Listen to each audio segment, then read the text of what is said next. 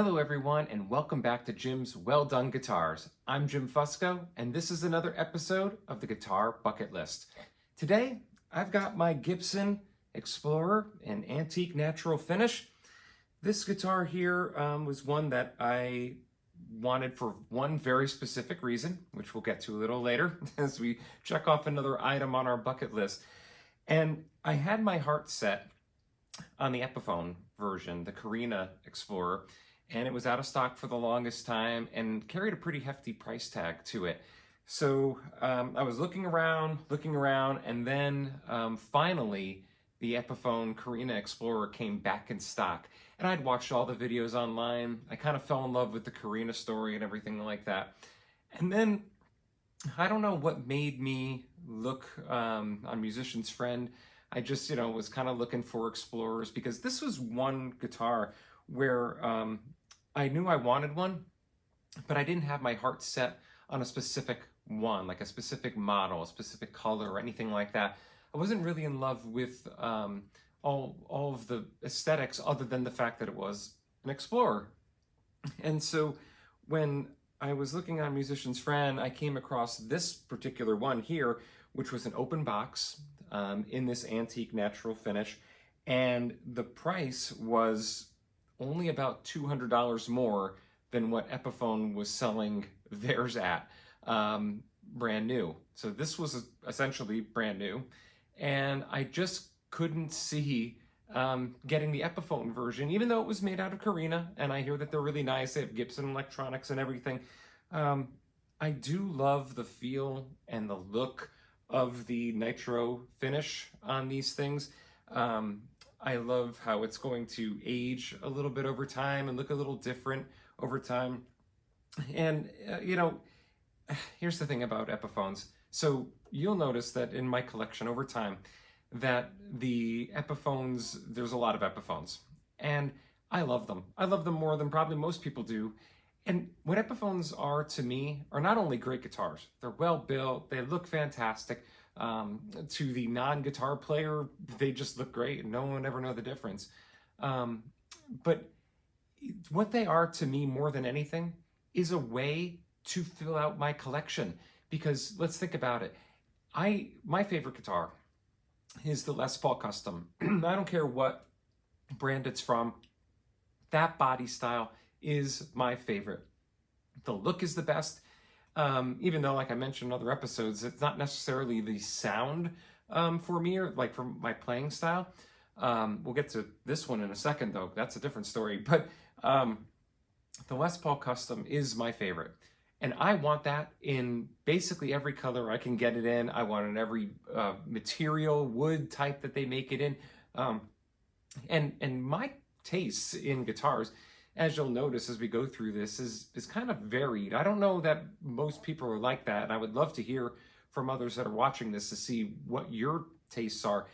I always thought that people were either into the more natural wood finishes, like, that are kind of see-through in the bursts, that type of thing, or, not an and, but or they were more interested in the colors and the sparkles and all that stuff. I like both, actually. I really like both.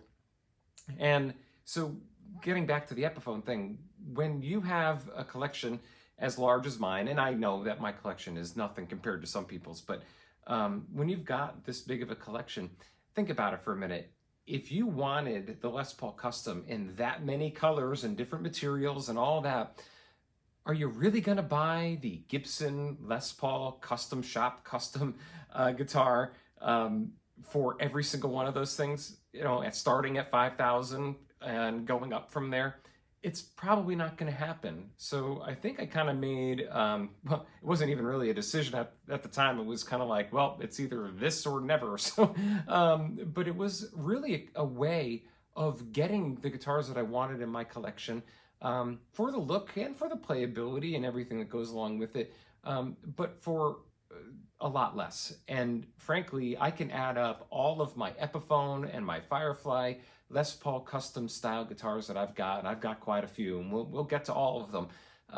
But I can add all those up, and they wouldn't even equal the value of my one up here, Custom Shop, Les Paul Custom.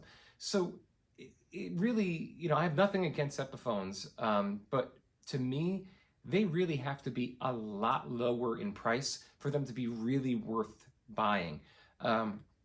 So when this one here, and actually Musician's Friend even gave me a better deal. I don't remember, I think they took another 10% off of even the open box price on this one here, and it was in new condition. And it came in looking great. I just said, it's not worth going for the Epiphone. Now, do I still want the Korina? Sure. But this one right here, I have to say, once I got it home and I started playing it, I don't know what it is. I don't know if it's the slim neck. It does have that slim neck to it. I don't know if it's these pickups. They're the Burstbucker 2 and 3 pickups. They say that they're calibrated, and calibrated to what? I don't know, to each other maybe.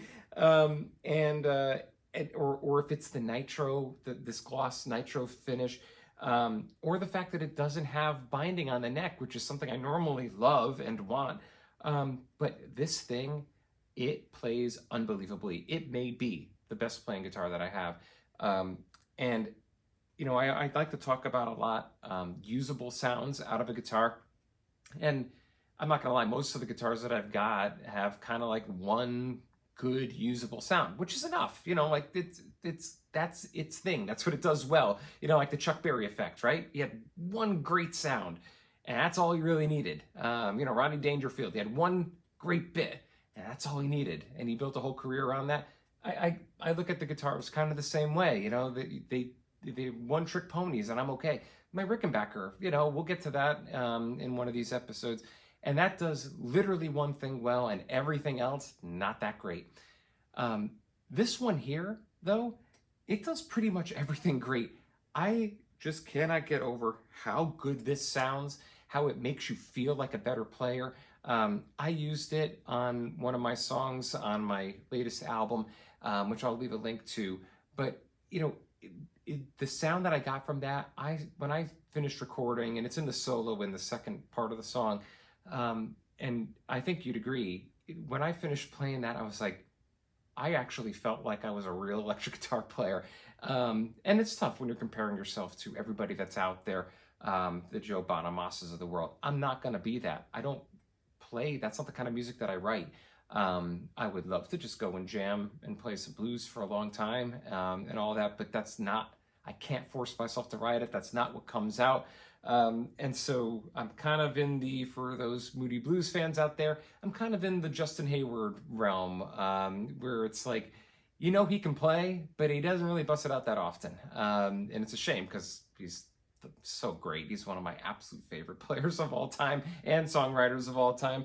But anyway, back to this one here. I cannot say enough about how great this guitar is. I would recommend it to anybody. It looks the part. I mean, it just looks so cool. And you know what? And because it's in this antique natural finish, it doesn't scream, to me at least, what I always thought Explorers were. When I think of Explorers, I think of like the 80s. That's what I always think of. It's like hair metal bands and some dude, rocking out on one of these things in some like either crazy color, neon type of thing, or just jet black, and some shredder playing on it. But this one here, it just kind of doesn't have that vibe to me, but it still looks totally rock and roll. It's got the mother of pearl inlay on the headstock here, which looks fantastic.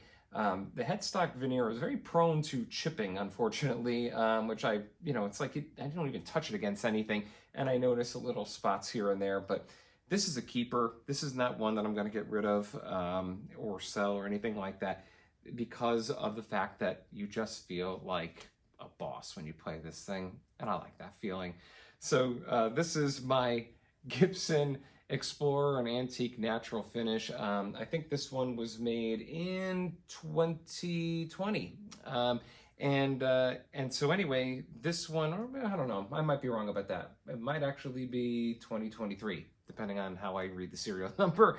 So anyway, this is a really great guitar. And the thing that it checks off the bucket list, well, it's an Explorer. Always wanted one of these things, and here it is. Hope you enjoyed today's episode. Now let's get on to a quick sound demo.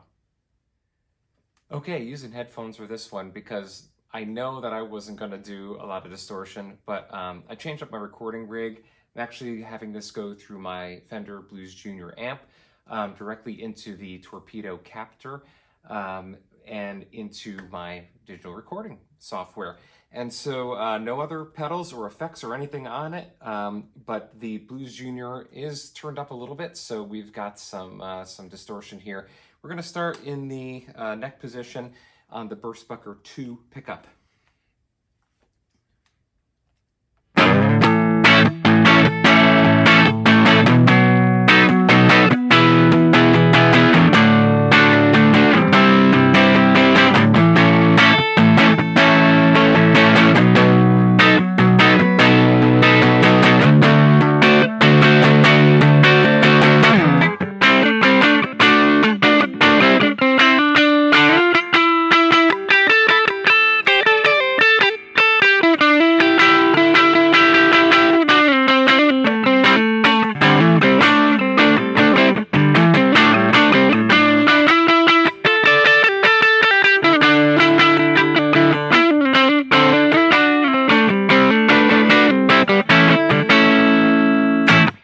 Just makes you want to play middle position.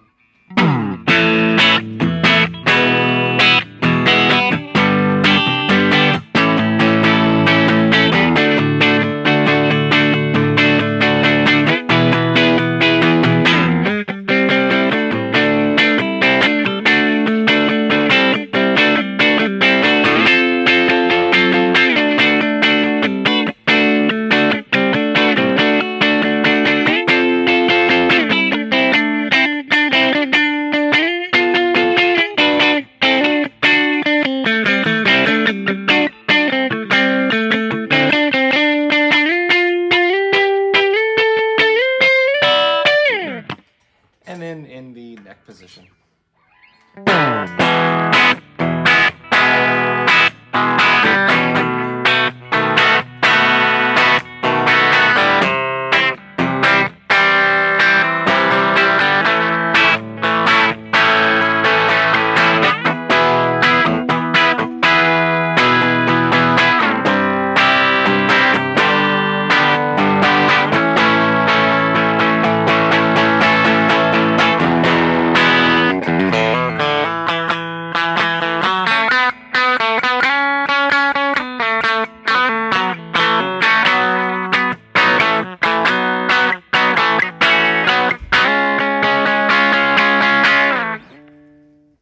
The Gibson Explorer crossed one item off of the guitar bucket list, so at the end of 5 episodes, we are at 17 out of 62.